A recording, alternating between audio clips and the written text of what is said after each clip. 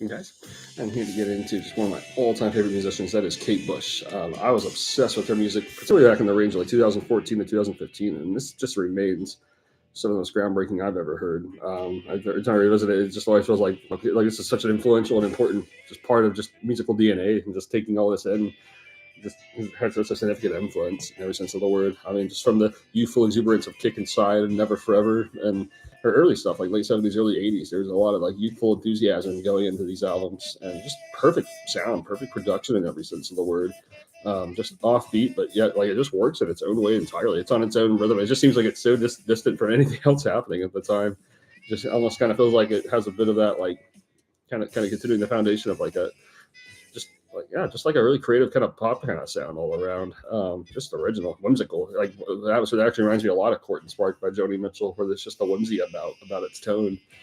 And then I really love Never Forever. It kind of evolves all this into just slightly just more offbeat kind of territory. And all these songs are just fantastic. It really foreshadows the timeless soundscape of the dreaming, which is just perfect. One of the most experimental pop albums ever made, or just every song really stands out. It's just dramatic and just insane, like almost a post-apocalyptic sort of atmosphere, even. Um, and it was just something so original and chaotic about the atmosphere that it's just one of the greatest I've ever seen. It just gets so rich into the subconscious, and you could tell like she was taking in a lot of like Stanley Kubrick and going about like I know one of the songs is genuinely influenced by The Shining, and all this reminds me of just a lot of like Eyes Wide Shut's atmosphere too. Like this is just an insanely mesmerizing album, and also just kind of sounds like the feeling of just getting lost into a forest in the middle of the night. Like this is a perfect album. All the songs are just perfect. And then Hounds of Love. That's just this album just puts me in just such a I don't know, laid back state and comfortable and happy to be who I am. I'm just no other words for it. There's all these upbeat and dark moments, and yet there's always an intrigue and just I don't know. It always just makes you want to look at everything with a little bit more of a beautiful lens. And this is just all kinds of joy, fun, just love for life going on in this album.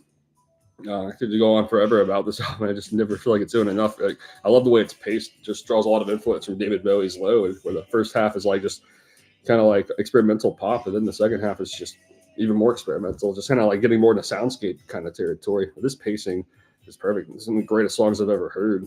Um, just absolutely mesmerizing from start to finish. Then it all builds up to I really love like where it goes from here. It's like the late '80s was like the Sensual World. That was like a fantastic album, which you can kind of feel like from here on out, like her journey was like kind of one of youth, but here it's like she's kind of embracing more of her elderly perspectives, which ends up being equally mesmerizing. As she took a hiatus throughout the '90s, but as she kind of picked up some throughout the 2000s and 2010s, it's like you can just tell that she's in a lot more of a it's like a more of like a post rock kind of atmosphere and move. She's like a lot. It's like totally a mellow sound, energetic and rocks out, but it's like there's a mellow about it. It's just so groundbreaking. I love the album Ariel and 50 Words for Snow. Those albums both just kind of have its place. Like Ariel's the ultimate summer like soundscape album. It just sounds like literally just hazing out on for a day in the summer. And then 50 Words for Snow is like the same for winter.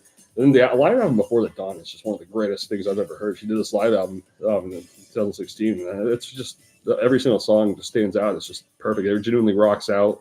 It genuinely just it feels moving, whimsical, just everything, all the best shades of Bush's like career. Just kind of feels like it's summarized in this album, just with a wonderful sense of energy and momentum.